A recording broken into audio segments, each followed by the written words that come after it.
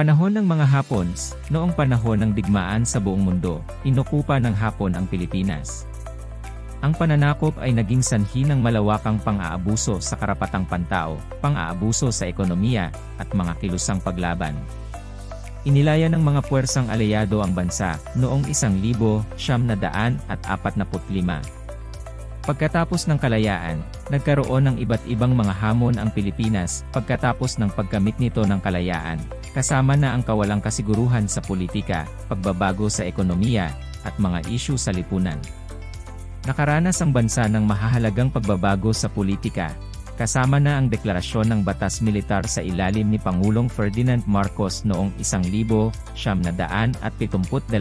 ang Rebolusyong People Power noong 1986, at mga sumusunod na pagsisikap na patatagin ang mga institusyon ng demokrasya.